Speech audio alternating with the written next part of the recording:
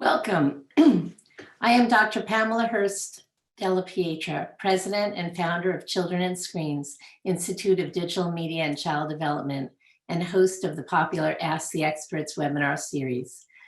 Lady Bird Johnson famously said, "Encourage and support your kids because children are apt to live up to what you believe of them."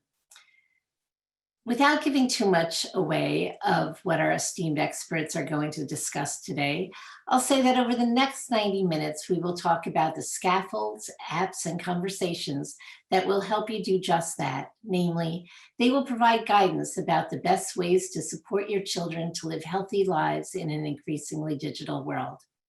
We are delighted that you and more than 600 others have tuned in for this afternoon's conversation. The outstanding panelists have reviewed the questions you submitted and will answer as many as possible during and after their presentations.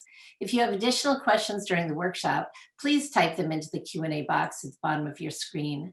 When you do, please indicate whether or not you'd like to ask your question live on camera if time permits, or if you would prefer that the moderator read your question. We're recording today's workshop and we'll upload a video onto YouTube in the coming days. All registrants will receive a link to our YouTube channel where you'll find videos from our past 27 webinars, which we hope you'll watch as you wait for this video to be posted. It is now my great pleasure to introduce our moderator. Dr. Laura Janna is a pediatrician, educator, health communicator, and award-winning author who finds connections across disciplines and crystallizes big ideas into far-reaching, real-world applications with a focus on social impact. She is currently an associate research professor at Penn State University's Edna Bennett Pierce Prevention Research Center. We are so delighted that she is here today. Welcome, Laura. Well, thank you, Pam. I'm really looking forward to serving as the moderator for what I have no doubt is going to be a really interesting and highly relevant discussion for today. As you mentioned, as a pediatrician, but also as a parent, author, social entrepreneur who's dedicated to helping all children thrive in today's rapidly changing and globally complex world.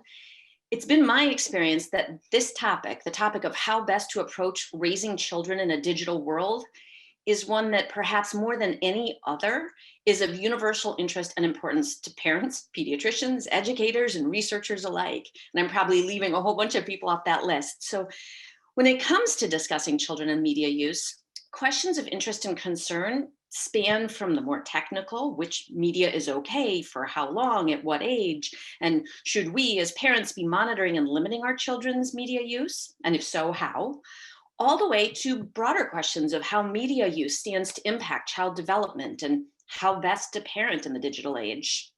Fortunately, Children and Screens has brought together today a stellar group of expert panelists to share some of their thoughts, research, and practical advice regarding media rules, parental controls, family media plans, and much more. So with that as a quick overview, what I'm going to do now is give each of our panelists the chance to briefly share some of their work and insights, and then we'll open things up and leave plenty of time for our experts to address your questions. So, first up is Dr. Adam Pletter, a licensed clinical psychologist in his 20th year of private practice, who has been a digital dad for over 17 years.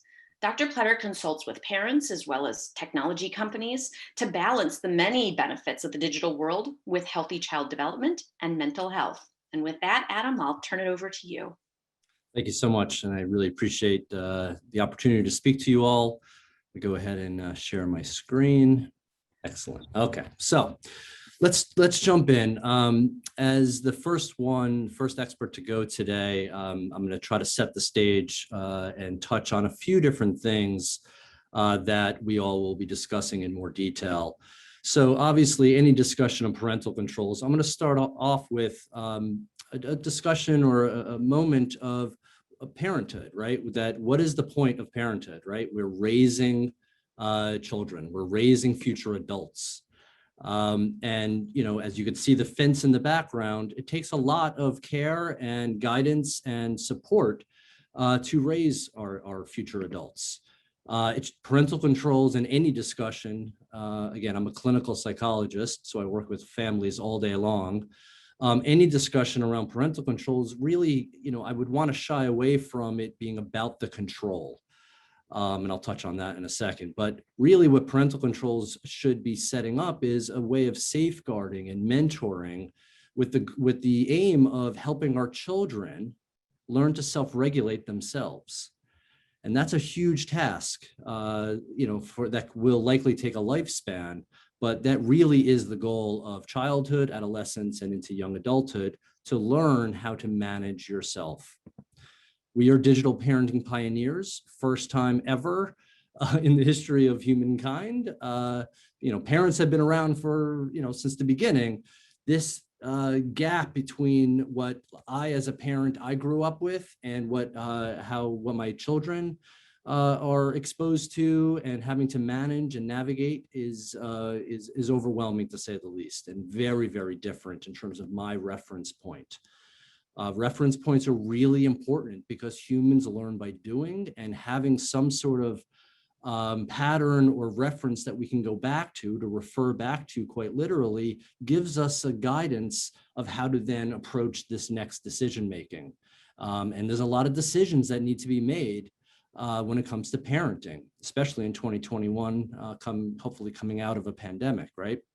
So in terms of reference point, we have a lot of references. I have a lot of references, I'm sure you all do as well, to a physical barrier, a physical way of being proactive and helping our children be safe and teaching them, from walls to fences, laws. Is a law, a society law, a parental control? It's certainly a control over society, giving us some guidance on what to do. You go at a green light, you stop at a red light, and everyone agrees to that, and it keeps us all safe. Car seats, I remember very well when my first child was born almost 17 years ago. I actually went to the police station to make sure the car seat was in a secure way, because I was nervous as a brand new parent or soon to be parent. And so I'm imagining that you all, to sign on to this webinar today, have similar types of worries and concerns, and the intent of raising our kids as well as we can in this very overwhelming, confusing time. The emphasis that I'm going to take here really is on the guardrail. All kids are going to test limits. That's part of the process of learning and through child development, to trial and error, to see what works, what doesn't work. And if you put a device in a child's hand, which pretty much every family is doing quite early, then the children, through their learning process, will test limits. Humans learn by doing.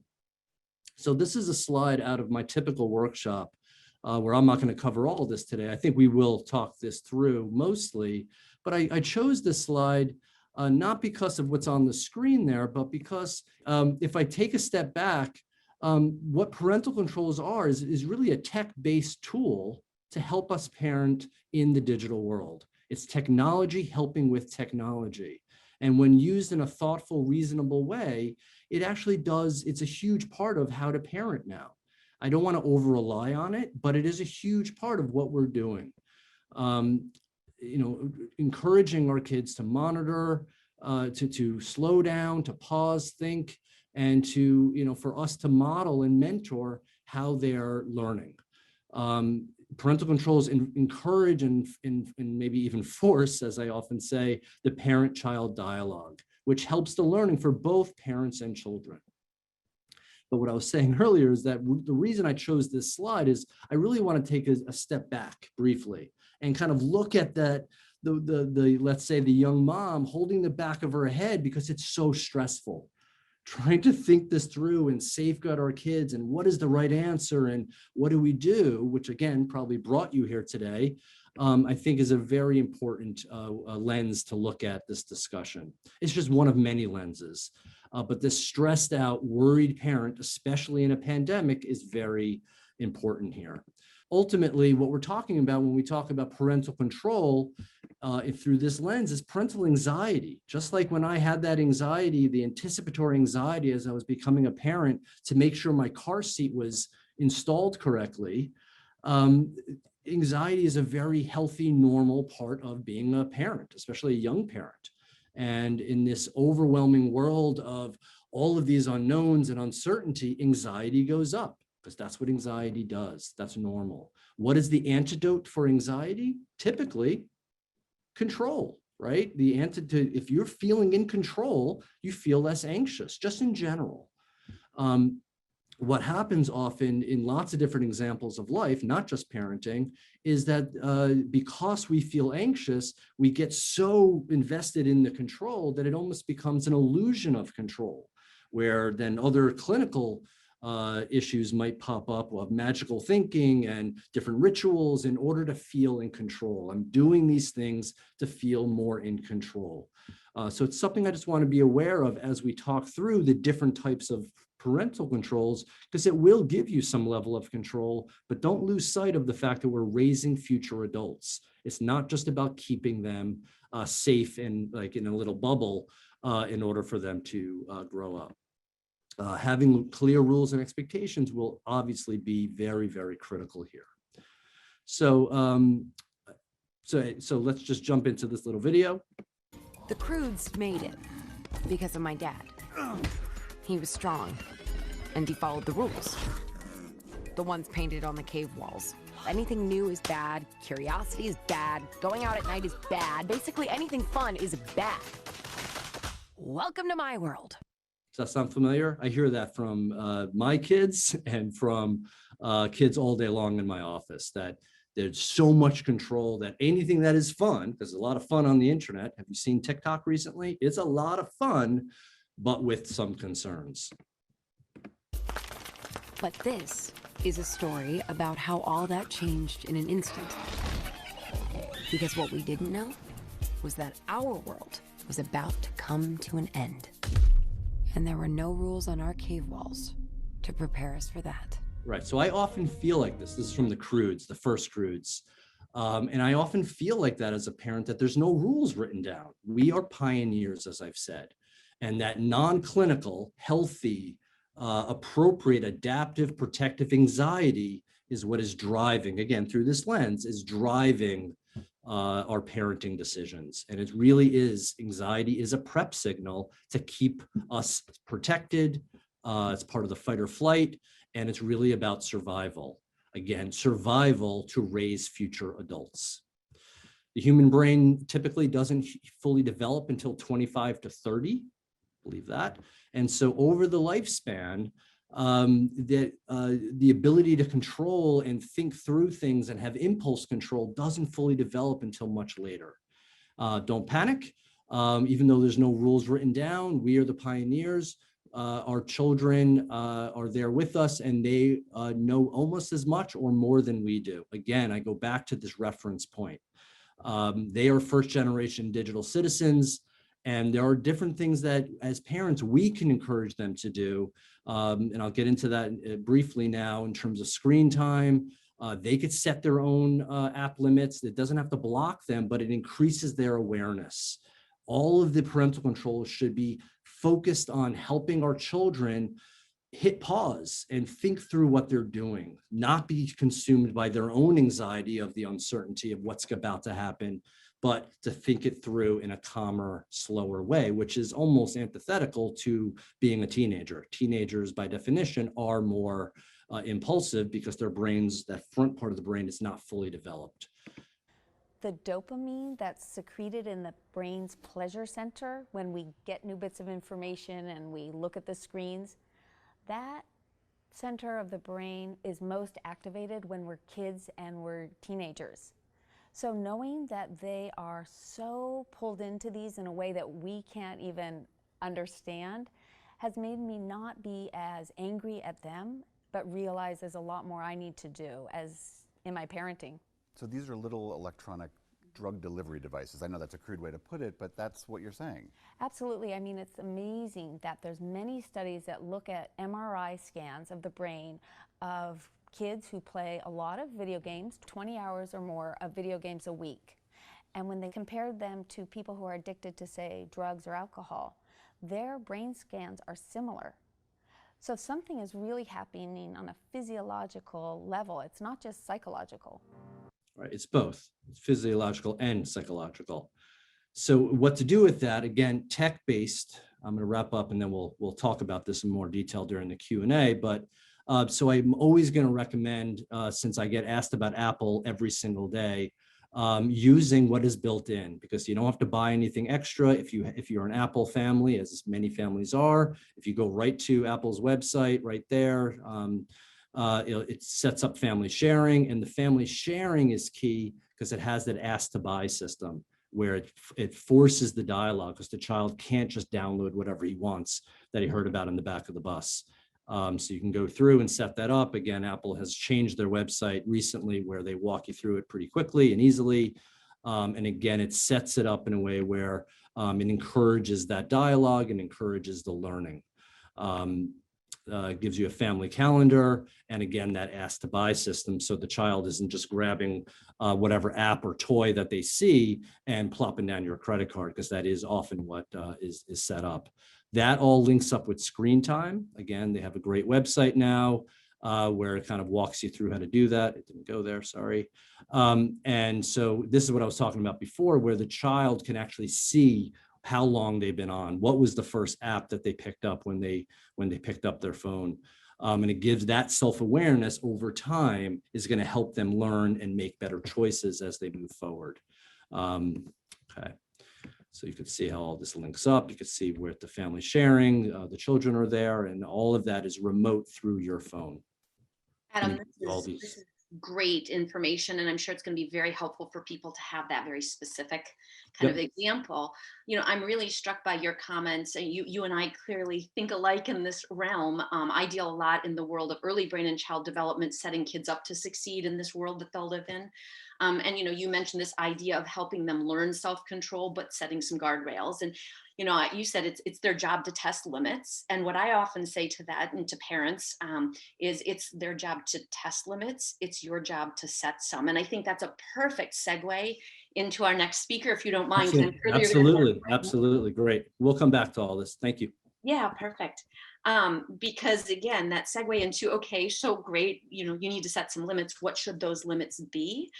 And next up, I'm excited to introduce international speaker, Dr. Elizabeth Milovadoff, who focuses on internet safety issues and leads parental workshops, writes on digital parenting, and coaches parents on best practices in the digital age. She's a consultant for the Council of Europe, UNICEF, and e-Enfance, as well as a contributor to Internet Matters, UK Safer Internet Center, Family Online Safety Institute, and many other key actors in online child protection. So Elizabeth, I think you're going to have plenty more that people are going to be really interested to hear. I'll let you take it from here. Yes, thank you so much, Laura. And I'm conscious of time because I'm going to just hold it to 5 minutes. I'm not going to use any slides because I just really want to talk to the parents and like look at them eye to eye and just kind of explain something that I hear quite a lot. So parents ask me about what are the best parental controls? And I always answer in the same way. You are the parental control. With children under 9, of course, there are fabulous apps and devices and software and all sorts of things that you can use to boost your parental guidance. And like Adam was saying, I would prefer to say parental guidance rather than parental control. But I think that over the age of 9, this can be more challenging. Having parental controls on a device, unless you discuss this with your tween or teen and you've asked for their input and you've crafted a family media agreement or a device agreement together. So just keeping it really simple, I always talk about how you can ACE it, right? So that's awareness, communication, engagement. ACE it. And by that, I mean, anytime that you're dealing with an issue online, whether we're talking parental controls or social media or online gaming, let's boost our awareness. So with parental controls, what are the different types? Adam just spoke about Apple and Screen Time. Love that. On Android, they also have Google Wellbeing. There are lots and lots of resources out there. But dig in there. What do you want the software to do? Then we have this communication part, right? So you're going to be speaking with your child And again, under 9, you can speak with them in a way that's age appropriate. But again, at this point, as a lawyer, I will tell you that you are the digital guardian. And so, take it as your responsibility to put those guardrails on. But when we're talking about the older children, you're still the digital guardian, but you can communicate with them. You can let them know why certain things are appropriate, and you're going to be listening to them without judging. And lastly, I would say this sort of engagement piece is that we are going to engage with our children. We're going to encourage them to share concerns and objections and show us the games that they're on. Something that I did with my own son, who's 11, he wanted to have a chat opened up on a game. And I said, but I have parental controls on this. So he said, well, mommy, let's just look at it. And I said, you're right, let's take a peek. And so we walked through it together. And I found that there were ways for him to chat with his friends that he knew and ways to block and filter. And each time I would toggle something, I would say, do you need that? And he would say, no, I don't need that. And so he knew himself what he could do and what he needed. So I think that we can really show our children the settings, things that are going to filter bad language or violent content or eliminate the chat. And we really can explain to them that they don't need all of these features. But again, I really want to stress this whole idea that prior to creating a tech agreement, a media agreement, a smartphone agreement, whatever, again, with my lawyer hat on, don't think of it so much as a contract, but think of it as me as a digital parent, I'm going to respect their toys, their games, and they, as your digital child, are going to respect the rules, limitations, and your guidance and values. So I'm just going to leave it at that, Laura, so that way we can speed along and get to the audience, because I can't wait to answer some questions. Oh, and I think that you got a lot of people who are going to be eager to ask some questions based on what you just said. And I love your idea. I mean, even I'm somebody who does a lot with words, and I write, and I do a lot of communication side. And the shift from sort of control to guidance, I think, fits with what Adam talked about with Exactly. sets of guardrails. And then you help facilitate with this goal of how do you back off and let kids learn those skills. Right. And I say that for everything: parental controls, social media, whether we're talking TikTok or Snapchat or video games, Minecraft or Fortnite, what have you. We can do it, Exactly. parents. We What's can do it. interesting, I deal a lot in this sort of these skills and how do we develop them, and this idea of engagement. I mean, obviously awareness and communication. I've often told parents that we should be looked at as CEOs, as in chief engagement officers. Yes, yes, And like again, mine. it's what in the business world proves to be successful as well, is when leaders, CEOs engage as opposed to do the sort of dictatorial approach. Right. I'm going to go trademark that ACE it right now, Laura, because we're on to something here. I think so. And I'm really excited now to switch over to our next couple experts and let them weigh in, because they both are in the realm of human computer interactions. And I think it's going to be really interesting to have their input as Great. well. So now let's go to Dr. Katie Davis. Dr. Davis is an associate professor at the University of Washington Information School, where she's a founding member and co-director of the UW Digital Youth Lab. Dr. Davis's research explores the impact of digital, interactive, and network technologies on young people's learning and development. And Katie, I think I'm as excited as everyone else to hear what you have to contribute to the conversation here. Great, thank you, Laura. I'm going to share my screen now. Okay, hi everyone.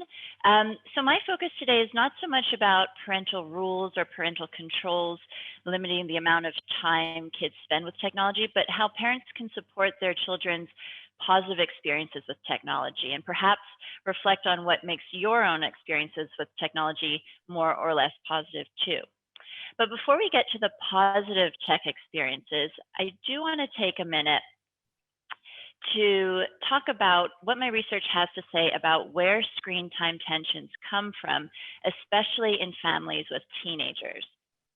So at first blush, it might be easy to assume that technology-related tensions come from parents and teens' different perspectives and their different approaches to technology use. So parents tend to say kids these days are so different, while teens say parents are so out of touch. But in fact, my research suggests that parents and teens are actually far more similar than you might think. So when we spoke with a group of parents and then separately with their teen children about their own tech use, especially their phones, both groups described experiences in remarkably similar ways. So I'm going to read 2 quotes from our interviews, and I invite you to guess which one belongs to a parent and which one belongs to a teen. And we're going to do a poll to see how good you are.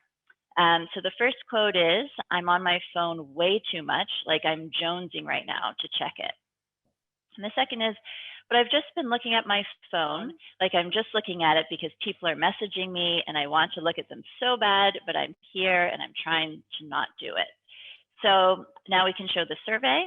And do you think the first quote was a parent or a teen? Do you think the second quote was a parent or a teen? Or both from a teen, both from a parent? Okay, there's quite a split. Okay, so let me do the big reveal. It looks like most people think the first one was a parent and the second one was a teen. And you are correct. So the first one was a mother and the second one was a teen. But in addition to sounding extremely similar, I also want to call your attention to the fact that this mother and teen are expressing pretty strong feelings about their phones. So language like "I'm jonesing right now to check it," I want to look at them so bad. It suggests that neither is really feeling particularly good or in control of their tech use. We'll come back to this in a moment. So parents and teens are also very similar in how they talk about each other's tech use.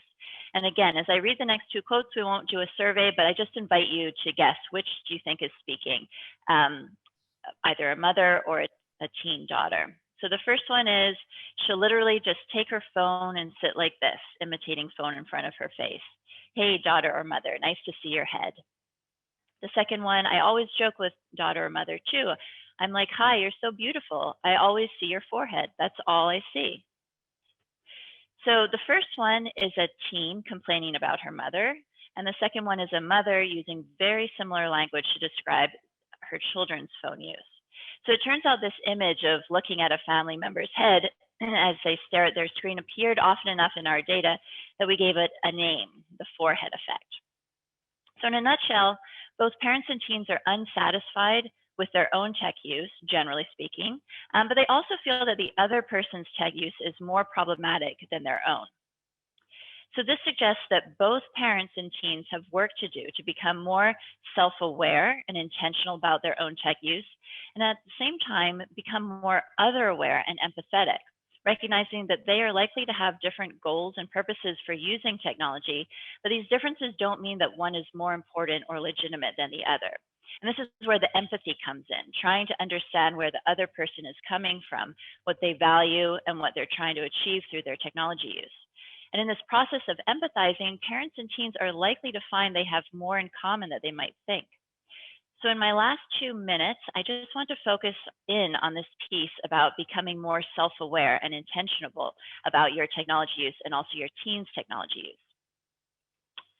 So in April of last year, my students and I started a study examining the experiences of Seattle area teens during the pandemic.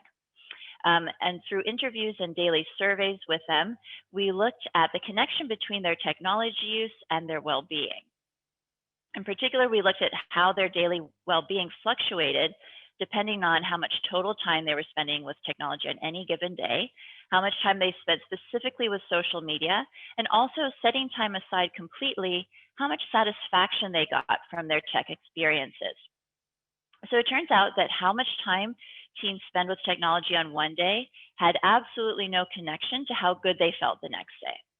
The same thing was for social media. It didn't matter how much time they spent on TikTok or Instagram. What mattered was how they evaluated the time they spent with their favorite platforms.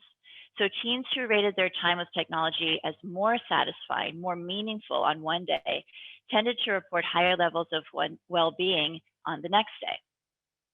So what exactly makes for a tech experience that's more or less satisfying? So in our research, we found that a satisfying tech experience does one or more of the following things. So it might allow teens to engage actively and intentionally in a pursuit that aligns with their overarching goals and values. It might provide opportunities for them to learn new skills and pursue their interests. or it might allow them to connect with others and especially their friends. So to put everything together, two overarching goals that I think all families should be striving for are, one, to reduce tensions among family members when it comes to everyone's tech use at home, and two, to increase both parents' meaningful, satisfying technology experiences and their teens' meaningful, satisfying technology experiences as well. So tensions can be reduced by parents and teens becoming more self-aware and intentional in their own tech use, and also more aware of and empathetic towards each other's tech use. When it comes to increasing meaningful, satisfying technology experiences, be on the lookout for experiences that fill at least one of these three qualities: active intentional engagement, the opportunity to pursue interests and learn new skills, and also the ability to connect with others, especially for teens, their friends. And I will stop there. Thank you. Oh, thank you, Katie. Really, really cool information. And again, I think there's gonna be a lot of questions and interest in this idea. It's not just amount of time, as much as it would be nice to have a set, here's the strict amount of time per age that we use.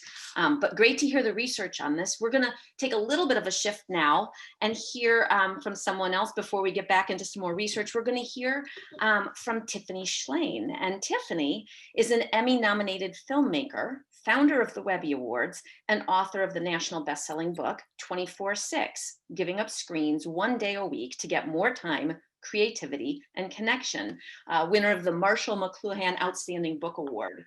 And with no more introduction needed, I think you've got lots of people interested in sort of your approach to all of this, Tiffany, so I'm gonna let you take it from here.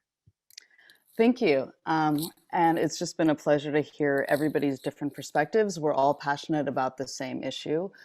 And I can share with you that my background is in tech. I founded the Webby Awards. My husband's a professor of robotics. We're very interested in technology and when does it amplify our lives and when does it amputate our lives. And about 11 years ago, we were the first ones to get the iPhone back in 2007. And I think we were one of the first crew to get very addicted to it. And I didn't like the way I was feeling. And I had this kind of very dramatic series of events that really made me question how I was living. I lost my dad and my daughter was born, my second daughter. So my family and I started doing something. We're Jewish. We are not religious, but we're cultural Jews.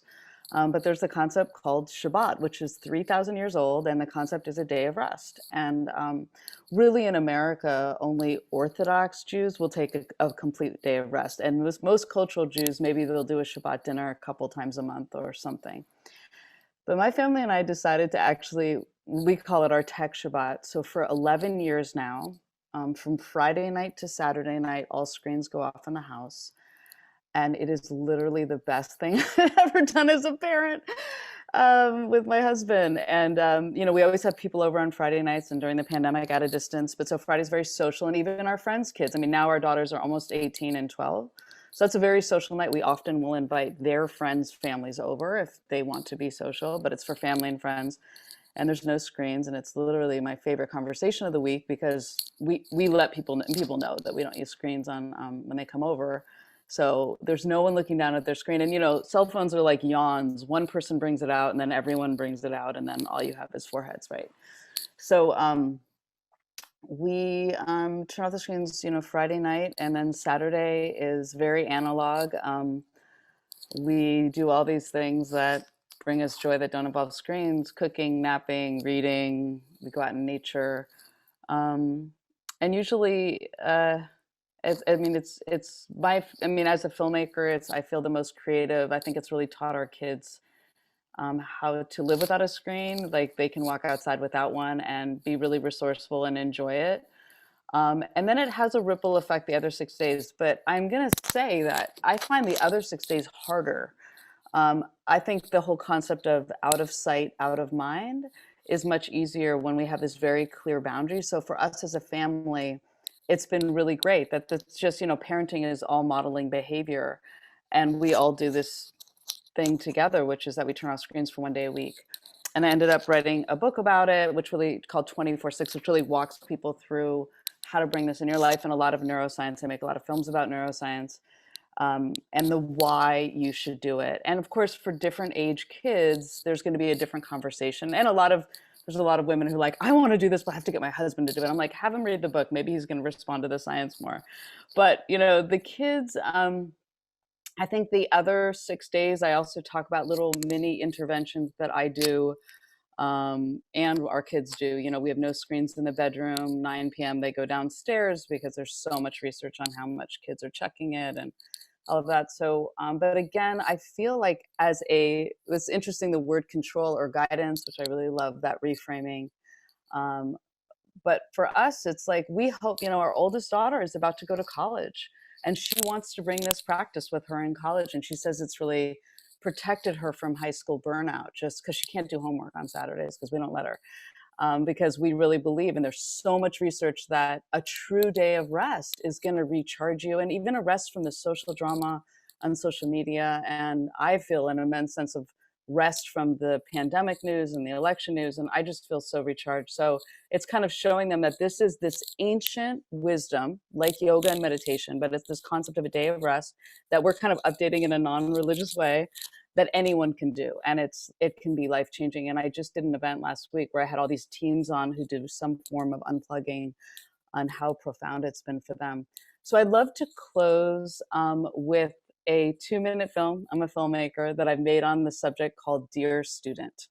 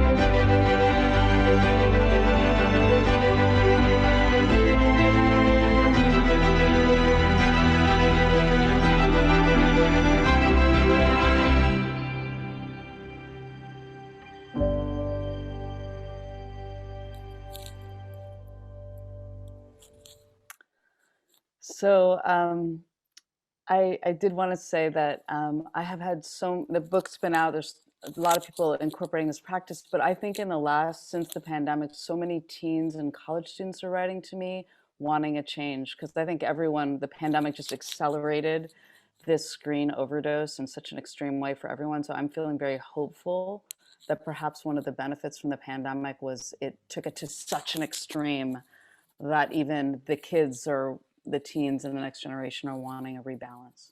Right. Tiffany, I think you've really captured something in that. Again, the pandemic really brought this to the forefront. If there was anyone who wasn't spending time thinking about it before, they certainly are now. What I also love about what you've done is this mix between research and practical, tangible. What do you do about it? Yeah.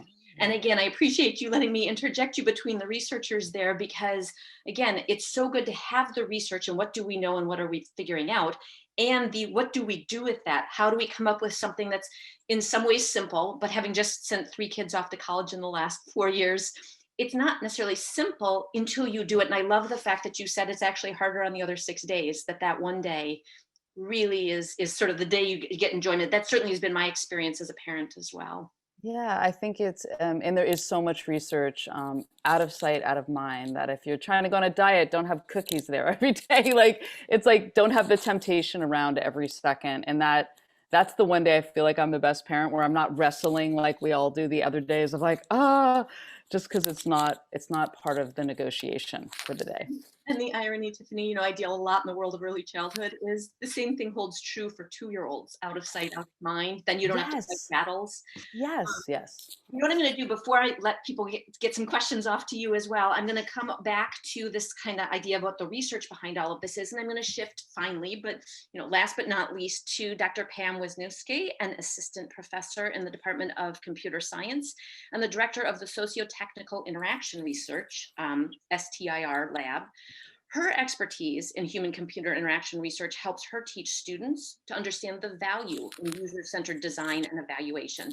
So before we get to questions, Pam, you are up, and we're looking forward to hearing what you have to share. I'm going to go ahead and share my screen. So what I'm going to talk about today is to address a lot of the questions that we got from parents of like, what is the best parental control apps for me to use? And unfortunately, I'm not going to give you a succinct answer on that. Instead, I'm going to change the conversation a little bit to talk about a teen-centered perspective of parental control apps and online safety. Because in the field of human-computer interaction, we like to focus on the users. And in this case, instead of treating users as parents when it comes to the online safety of our youth, my lab, what we do is like to focus on teens. So obviously, as a parent, it makes sense that we're scared. If you look in the news headlines, our teens are at danger all of the time. And it makes us have this sense of fear, just like Adam was talking about the anxiety. But what happens when we have fear? We want to get control. We want to solve the problem. We want to shield our teens and protect them because their future's at stake. And so we become protectionists. So that makes sense why we might ask the question of what parental control apps are best for keeping my teens safe online. According to Pew Research, about 16% of parents use parental control apps, and that's increasing over time.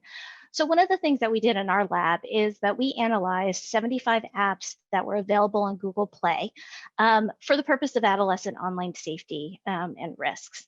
And here are some of the findings from that study. One of the important things when you think about design and the affordances of technologies are human values. So there's this concept called value-sensitive design, where we have to be intentional about our use of technologies because each technology that we use has certain values embedded within it. In this case, what we found is really ultimately why these apps are often called parental controls. We created a framework of teen online safety strategies that balances between parental control and teen self-regulation. So the common ways that parents can monitor teens and their digital media use is through monitoring, restriction, active mediation, or talking or giving instruction about technology use and education. But the analogous ways that we can do this, as Adam suggested, is really the ultimate way to move is towards helping teens self-regulate their online behaviors through self-monitoring, managing their impulse control, coping with risks, and also education. Well, what we found when analyzing these apps is that they were really heavy-handed towards the authoritarian style of parenting through monitoring and restriction. So this is where you as a parent might want to ask yourself, do I consider myself an authoritarian parent? Or do I consider myself a parent that wants to give and promote autonomy and privacy and other family values? And so the takeaway from this is to have intentional technology use, not when you're just using technology, but also when you're using technology to monitor technology use. What we also found is that many of these features were very privacy invasive to the level of giving parents the exact conversations a teen was having with other people, including their family and friends, and had all or nothing restrictions with no ability for teens to negotiate. The one feature provided for teens was an SOS feature to get help from an adult. So what are we telling teens? That we trust them? That we think that they're equipped to handle these decisions on their own? or that they need to come to mom and dad to get help when they encounter risks online. So ultimately what we're doing is we're sending teens some mixed messages. And this is what I hear from teens all the time. Well, we want them to care about their privacy, but at the same time, we're taking all of their privacy away. We want them to earn our trust, but we're not giving them the opportunity to do so. So this fear-based approach to parenting equates to an abstinence-only approach to online safety. And what do we know about abstinence-only approaches to other types of risk behavior? They don't often work. We also don't want to equate all risk exposure to harm, because teens need to be exposed to some level of risk so they can learn how to cope with them and be empowered to deal with these risks on their own so that they can become productive members of society as they age into adults. So the most interesting thing about our research is once we hear from teens about these parental control apps. We analyzed 736 reviews that were posted on Google Play by teens, and we found that many of these apps were overly restrictive, not preventing them from doing the typical things that we don't want teens to do, like watching pornography, but not allowing them to do simple things like their homework. They were privacy invasive, where a number of teens equated their parents to stalkers because they used these apps. And most concerning is that many of these apps seem to harm the parent relationship of trust with a teen, where teens equated this use of parental control apps to lazy parenting. Why don't you just talk to me? There were some positive, beneficial characteristics mentioned by teens, from especially those who felt like they really did need to get their technology use or the mobile app use under control, similar to what Katie said. And especially those who wanted to buy into the technology themselves. The most positive ratings were the ones from teens where they were the ones who decided to install the technologies on their own devices. So what I can say in terms of guidelines for choosing the right parental control app is to make sure that the app's not overly restrictive. Check out the different features and the values embedded in those features. Make sure that the apps consider your teen's privacy. You don't need to be part of every conversation they have online as much as you need to know who they're talking to. Make sure that the app facilitates open communication and trust between parent and teen instead of changing your relationship to add more tension. And make teens part of the decision. If you have their buy-in, they're going to be more apt to use the app and to abide by it. Teens these days, if they don't like the parental controls that you're putting on their phone, they go out and buy a burner phone anyway. And finally, don't be fooled. No parental control app is going to be a magic bullet. You still have to do all of these other parenting strategies that all of these great experts are telling you to have open communication and a dialogue with your teen. So what else can we do? Well, I think that we should treat online safety as a developmental process. So when children are young, that's when you use parental controls, similar to putting training wheels on a bike. But then as teens grow into like 13 to 15-year-olds, we need to focus more on teaching them exit strategies and coping skills. What do you do if somebody asks you for a naked picture? And then finally, by the time our teens are ages 16 and 17, we really need to release some of that parental control and give our youth support as they mature into adults and let them know that you're there to help. And withholding judgment, very important to what Elizabeth also said. Finally, it's important to teach your teens to be good digital citizens online, because online safety is a skill that's learned. We shouldn't just give our teens trust. Would you give your 16-year-old the keys of your car without teaching them how to drive? No, but that's what we're doing with young children at the ages of 3 and 5 by giving them a tablet without any kind of parental controls on it. And then we need to listen and support our teens.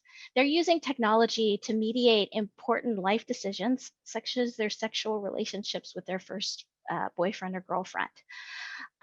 So we need to make online safety a part of the everyday discussion of developing social emotional skills, their mental health, sex education. And we want to make sure that teens feel comfortable sharing these experiences with us. And finally, we shouldn't treat online risks as more deviant than typical risks teens encounter offline just because of our amount of fear. All right, thank you.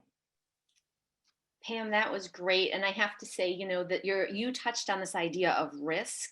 And one of the things I've done, focusing on the early brain and child development realm and connecting it to 21st century skills needed throughout life, one of the things I point out is that as parents, we tend to try to minimize risk for our kids. And I point out the irony. I actually have called sort of being able to do intelligent risk taking an idea of called wobble skills, right? Like we wobble, but they don't fall down. Yeah, calculated risk. Wobbling, but not massive failure. And you know what I toss in there, since this is a tech related discussion, Silicon Valley's unofficial motto is fail early, fail often, fail forward. And I always have to qualify that by saying that does not mean don't use car seats. It does not mean ride barefoot down the middle of the highway without a bike helmet on. But your concept of partnering with teens and letting them learn and maybe making a little bit of, you know, some adjustments as they go along, because otherwise they won't be able to deal. And again, this gets back to a very rapidly changing world, and we know they're going to get exposed to it. So thank you very much for that presentation. True to our word, we've actually left a good bit of time here for questions and answers. And what I think we're going to do, we've got a mix of questions coming in, and Pam, don't go anywhere, but everybody else get ready to jump in here, is we have some people who want to ask questions live, and we're going to turn to them. And then I'm also getting some submitted that I will read. But let's first shift over, and we're going to go start with Carolyn, who's joining us today and has a question about her 10-year-old. So Carolyn, if you want to jump on, feel free and ask your question, and then I'll toss it to one or more of the experts depending on the question. I tried to remember exactly what I had worded it, but I'm in the midst of in my Verizon and why my phone rings when I call her, and there's just a big mess. I can't get around it. And that's what it is. These children have so many, between like WhatsApp and these, you know, different servers that they use. And it's just, I don't have time. In the last 2 weeks, but my phone stops working, and she says she doesn't know, and I really don't believe her, but so I don't even know how to handle it. My husband says she's fine. I'm going to jump in, and actually I think I'm going to toss, I got the essence of what you were asking, plus I had seen sort of what you had submitted, this idea of what do you do when your 10-year-old or when your child kind of gets around these parental controls, and what do you do? So I'm going to toss it back to Pam, since you're just addressing that, and then maybe Adam, you can add some quick thoughts afterwards if it strikes you, and then we'll move on to the next question. So thank you very much, Carolyn. Appreciate the question. Hi, Carolyn. What I loved about your question was how can I keep up? And the answer I'm going to give you is hopefully going to be a relief to you. You can't. There's no way you're going to keep up with the latest technology. It's like trying to put a governor on your car, but then there's always going to be other feature added that's going to add another level of risk. So the way that I suggest to parents to deal with this is, instead of trying to stay one step ahead of your teen, instead have your teen teach you. So sit with your 10-year-old daughter and compliment her on her tech savviness and say, hey, you know, you should think about getting a degree in computer science.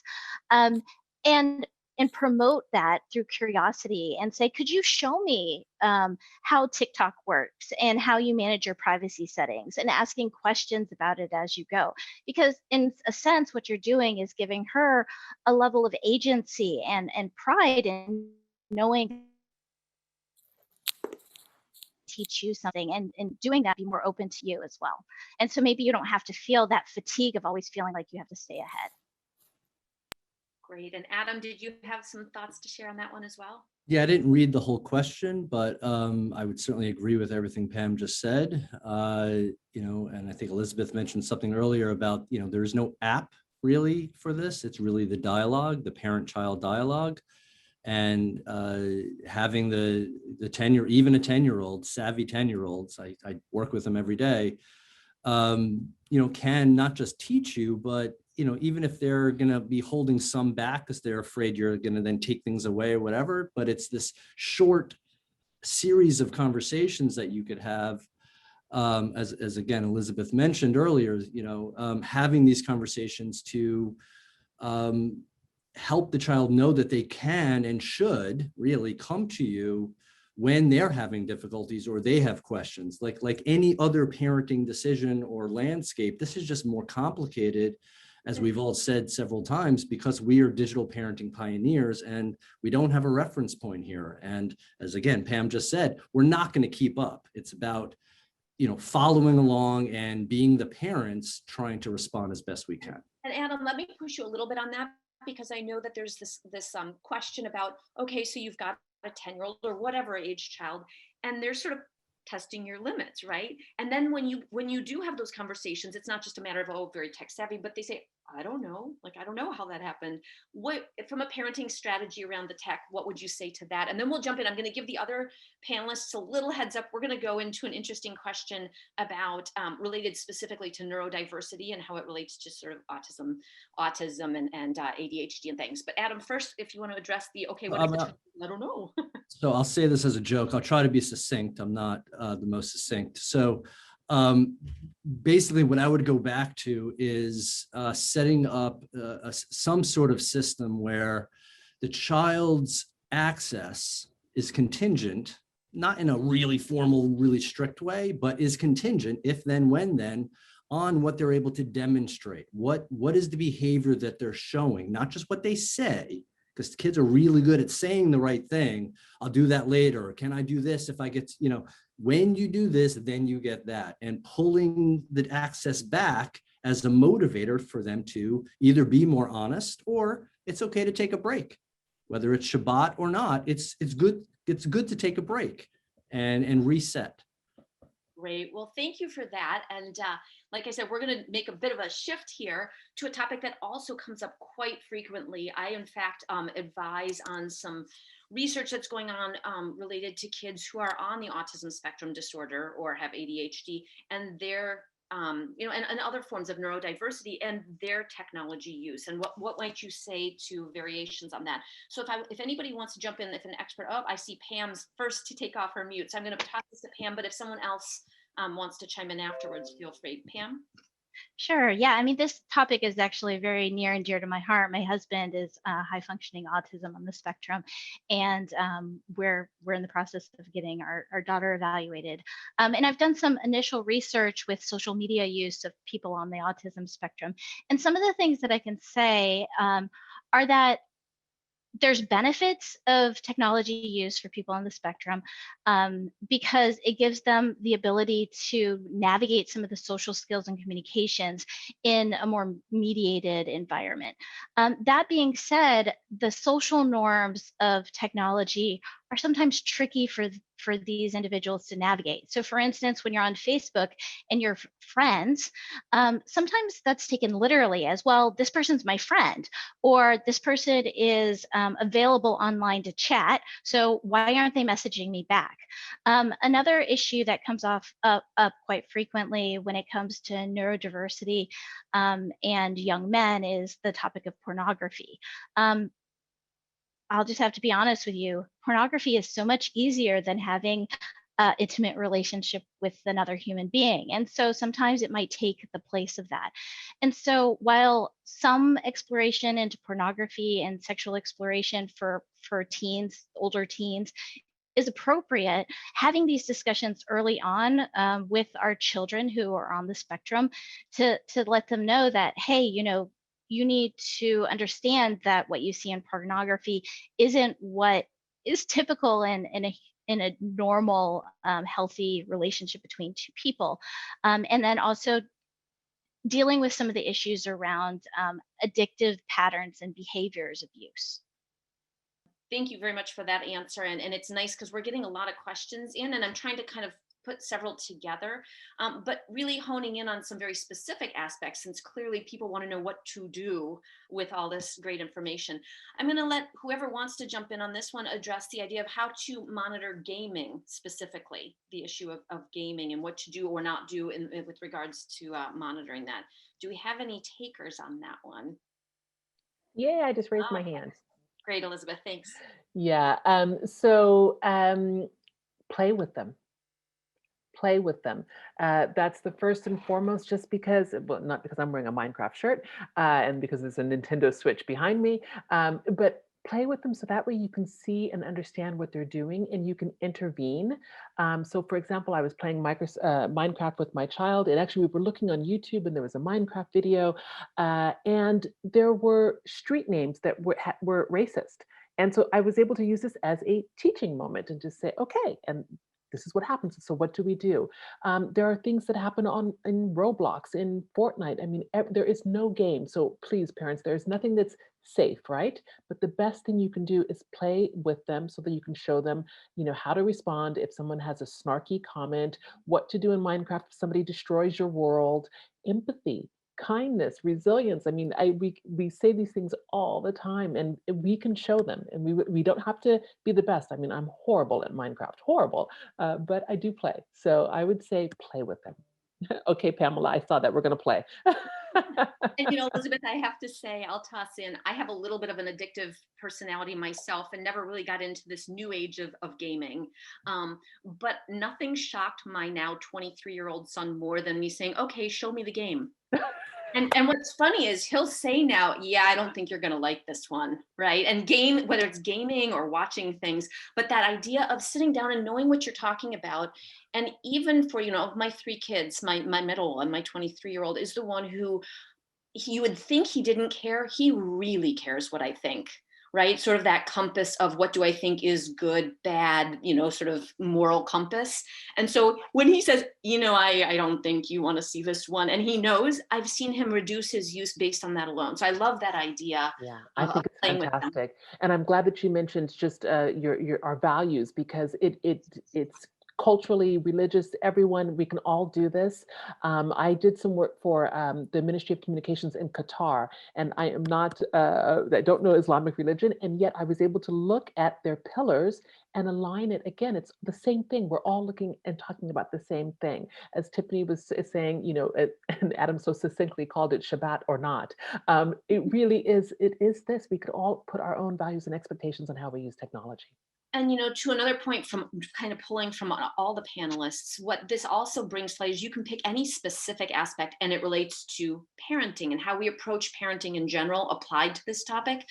Things about, there can be rules about gaming, just like, when does a child have to be home at night, depending on their age, can be set some time limits, or if there's chores that need to be done, there can be those sort of base rules as well. I'm going to toss, you know what, Adam, if you want to jump in on that one before I move ahead, I've got an interesting question. I have a really quick, just in addition to everything that was just said, which was awesome, understanding the game also helps you parent the child playing the game. And really brief example, like Fortnite, if you don't understand that the game, at least the original Battle Royale version of Fortnite, some of the parents out there are nodding, it's out of 100 people. So understanding the gameplay is going to help you set more appropriate limits around the game itself. And I can go on, but I'll leave it at that. Perfect. And so here's this interesting question that was raised. And Tiffany, I think I'm going to toss this one to you. What's the best process for transitioning kids who overconsume media to little to zero during the week? Do you have a secret for success in that transition? Is it rip the Band-Aid off and there you go? How would you suggest approaching that? Yeah, I think it's a lot in the positioning, and it's a lot about framing it as what brings you joy without screens instead of I'm taking away a screen. And everyone in your family has a different definition of what brings them joy. The foods, shopping, reading, playing music, but everyone's got a different answer to that. So what I would suggest, and I really go into detail with this in the book, is framing it as what do you wish we did more of? What would be fun to do together? And then fill the screen-free day with that, because then it becomes your favorite day. It's not a punishment, it's what you get back. And it's reminding everyone in your family, including the parents. And I say this because I've gotten so much back of just long walks without a phone and being present. I mean, I just feel like it's about rediscovering analog pleasures, and everyone knows what those pleasures are, but you have to, unfortunately, these days, every analog pleasure is interrupted by a text or a notification, and then you're off the thing. So what is it like to be present? And I'll go bigger picture, because I don't want to live in a society that has no room for reflection or presence. And that's the world we've created. I don't want to live in a 24/7 world. I don't want to live in a world where I'm always reacting to everyone else. And this one day a week, I'm not in this perpetual state of reaction to a text, to a notification, to the news, to a phone call, to the new, whatever it is. It's exhausting. And I think after this year, especially, I think you have to have courage to carve out the space and say, I value this as a person. We value this as a family. And until you're 18 years old, we actually make the rules. And I want to value this as a society. I want to value a society that values inward thinking and not thinking all the power in the universe is right here. Because that's what we've created, is that I want my kids to be able to think on their own and not in reaction to everyone else's thoughts. And that's every great wisdom practice talks about the value of silence, the value of thinking for yourself, and the value of presence. And, Tiffany, I love that. I think a lot of people are probably nodding their heads now more than ever, now that we've been through a year of pandemic, this idea of mindfulness and self-reflection in whatever form it is, really being whatever it is, the value of those connections. What you also said just also brought me back to what Katie had been talking about, shifting this from all just the negative to what's the positive, what brings you joy, whether it's using technology or not using technology, what brings you joy doing it. I'm going to toss a question I got to Katie now that I just invoked your name. Katie, can you share how we can support teens' use of media and social connecting while also setting healthy boundaries to the point of making it sort of a positive experience? Sure. Yeah. No, I mean, I think that what Elizabeth and Tiffany and actually all of the panelists have been saying about the importance of becoming involved yourself in what your kids are doing, no matter what age. So my son is 4 years old, and so we're very involved in apps like Peppa's Paint Box and Paw Patrol games and things like that. So a little bit different. But still, I find that it's much easier for me when this is not me playing with him all the time, but if I do spend a little bit of time really understanding the games or whatever he's doing, then I get a better sense of the natural rhythm of that game or whatever application he's using, and what's a natural stopping point. I also get a better sense of what he's getting out of it and how he as an individual is interacting with that particular piece of technology. And I think that's really important also for parents to keep in mind is each child, yes, they're at a particular developmental stage, but they all have their own quirks and their own preferences. And for some, spending 30 minutes online is going to be very different for another child. And so it's just really important, I think, to tune in. It's much to tune in when you're actually participating alongside. And again, looking out for, when they're a little bit older, are they really actively engaging, or is it more of a passive experience? You really want to have something that's more active. Are they learning skills? Are they going deeper into their interests? One thing that we found with our research on teens during the pandemic is that the teens who already had deep interests, video editing, music, and things like that, they were using technology in ways that really felt meaningful. Whereas the teens who didn't really have interests or their interests were cut off because of the pandemic, they were kind of floundering and getting sucked into the YouTube vortex of just clicking on the next recommended video. And so that's really challenging. I think, and actually I heard from them that they wanted some support in getting back on track and finding and connecting to meaningful technology experiences and times technology as well. I'm going to press you a little bit further on this idea because, again, we've got a lot of people focusing on, teens and tweens and things, but moving back to that earlier age range, and you touched on it in your answer, but specific to what we've all been through, we've got a question, and anyone else can speak to this as well who'd like, but Katie, the question says, I'm wondering if someone can speak about strategies for helping to support, guide the 4 to 7-year-old age range, especially in context that these kids have been given iPads by the public schools this year, right? So that now you've got the school. That's tricky. Yeah. I know. That's super tricky. Yeah. No, I'm so right now I'm in Berlin, Germany, and I'm very grateful that my son's Kita, which is similar to daycare, they are absolutely no technology at all. So I don't have to worry about that. But even, there have been many days where we haven't been able to access daycare. And you know, it's really, I think, similar to how you parent without technology. It's the same sort of approach. You have to set clear limits and then enforce them consistently. I started off as an elementary school teacher, and it's the same thing. A wonderfully functioning, calm classroom is one where the teacher has set up very clear limits from the beginning, and you just, even when it's not convenient or when you're tired, you still enforce them consistently. And I find myself as a parent, when I'm tired, I say, oh, okay, go ahead, watch one more episode of Paw Patrol.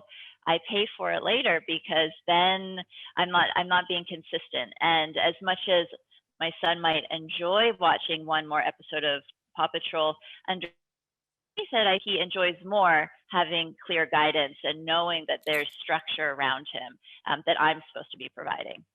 Great. And I see Tiffany, do you want to jump in and add something there? Yeah, I mean, this is a saying I heard at the beginning of parenting, but I think about it so much now that my daughters are almost 18 and 12. But, you know, you can say 3,000 things to them and they're only going to do what they see you doing.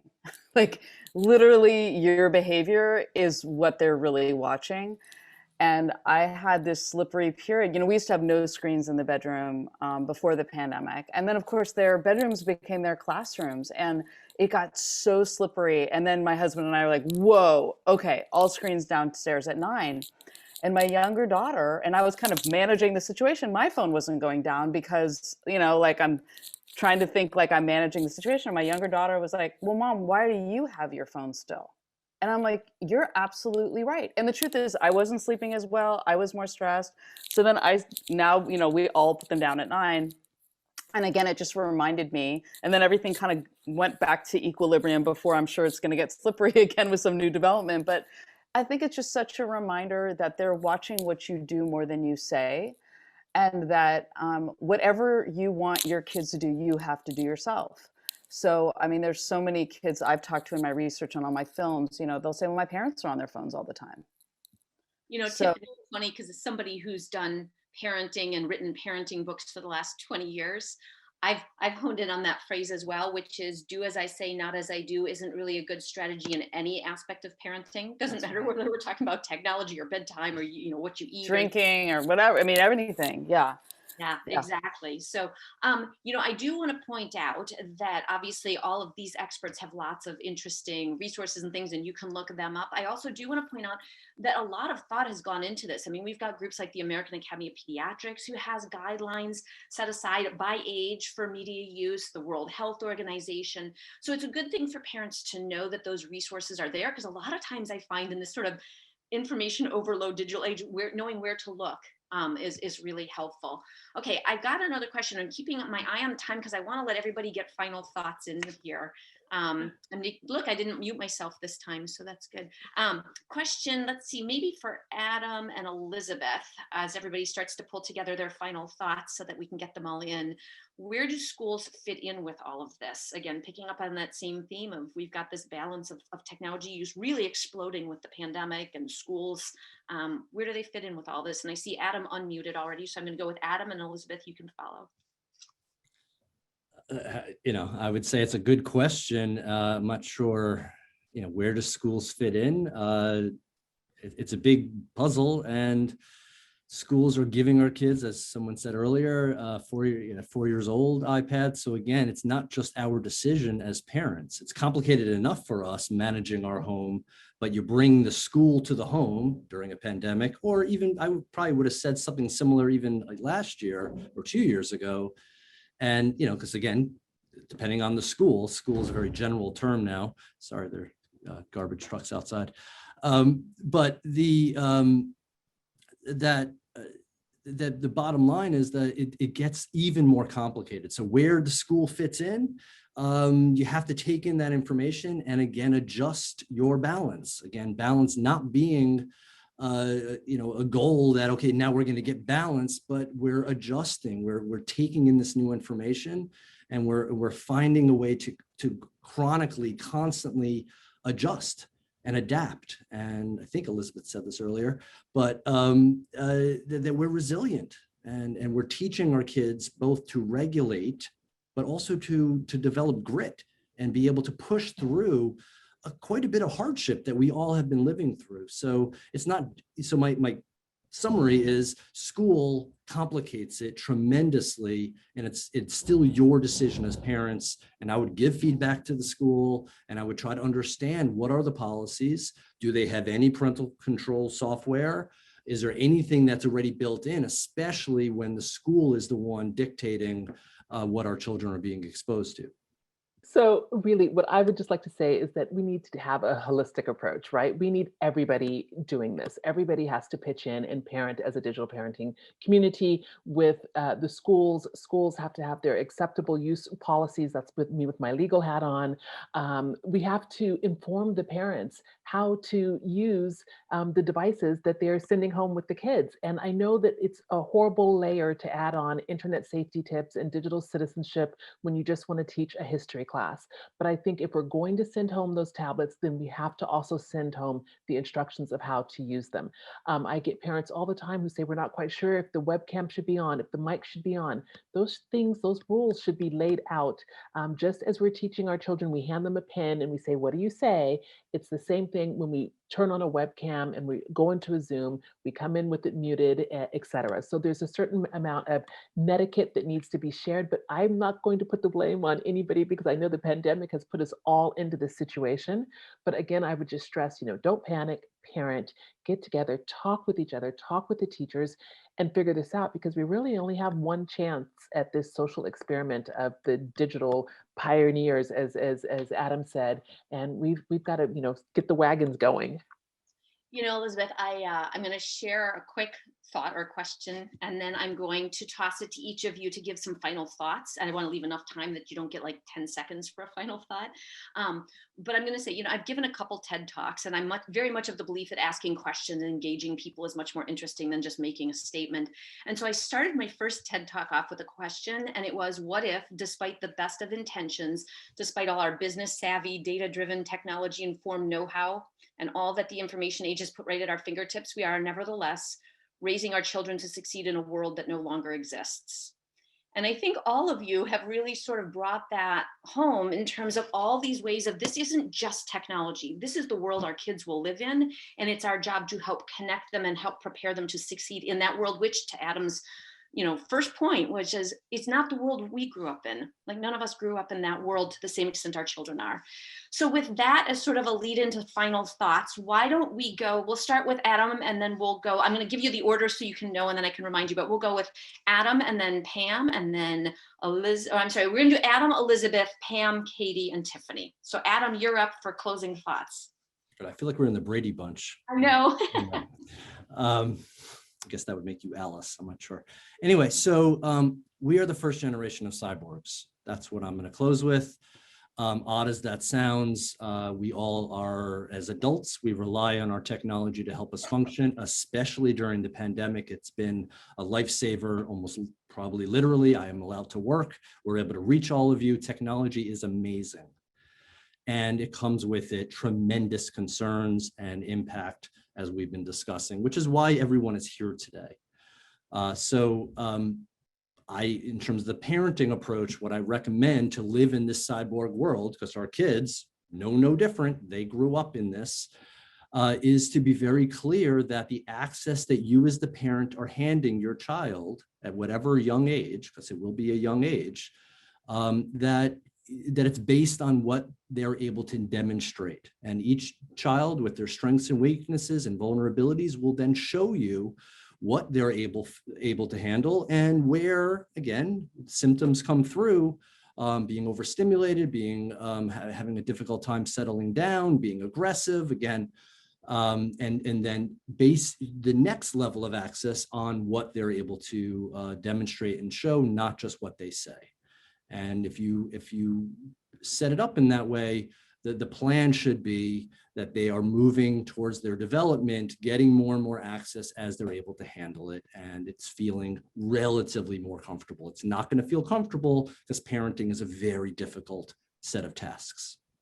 Right. Well, thank you, Adam. Okay, Elizabeth, you ready?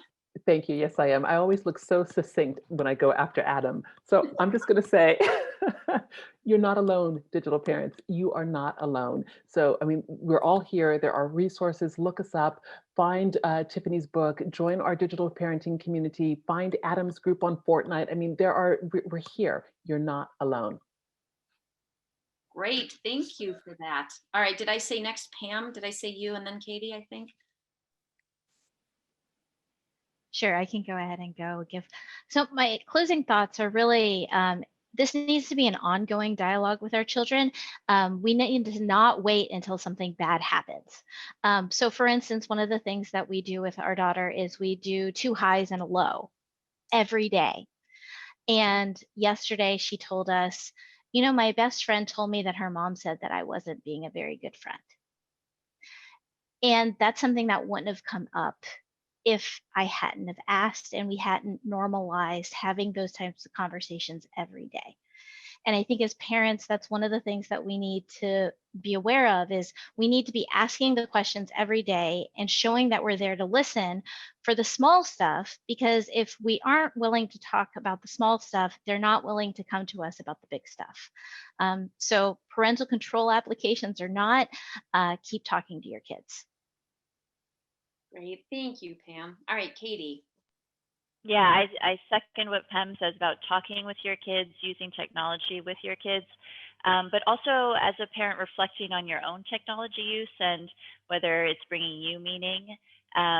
Because as some of the panelists said, apps, and this comes up a lot in my research, teens particularly hate when their parents say one thing and do the exact opposite with their technology. So reflect on how you're using technology. And then for both of you, your child and you, seek out meaningful technology experiences that really align with your goals and values. And I think, Tiffany, that leads in so well to you, if you want to give your final thoughts before we wrap up here.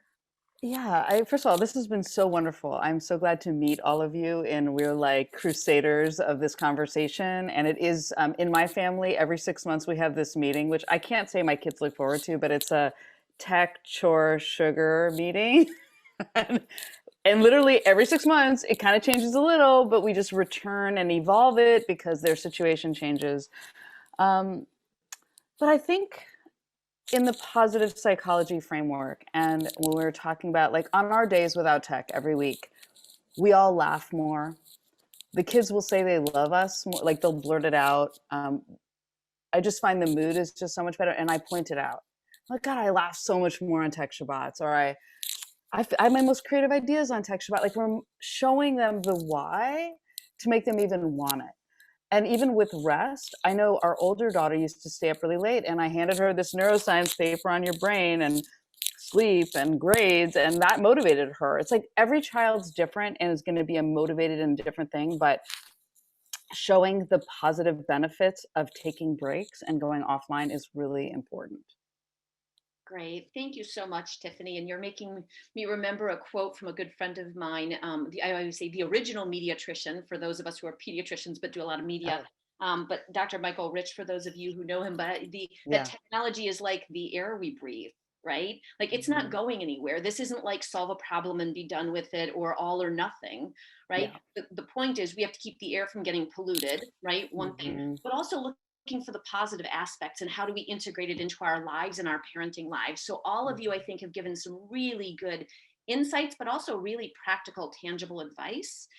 So thank all of you for participating. And again, I'm honored to have gotten to meet all of you and get to moderate. And with that, I see Pam, the other Pam, coming back on here. So as the founder and president of Children and Screens, Pam, thank you for bringing us all together here. And I'm going to toss it back to you to wrap things up right on time so that I've done my job, even though I forgot to unmute a couple times.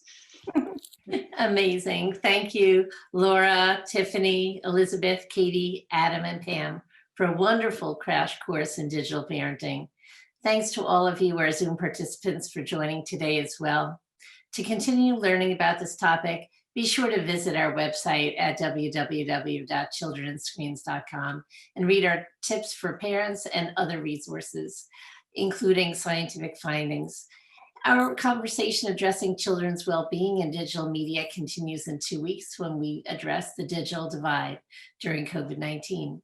On Wednesday, March 24th, we will post a video of today's webinar on our YouTube channel, which we encourage you to subscribe to and share with your parents, fellow parents, teachers, clinicians, researchers, and friends.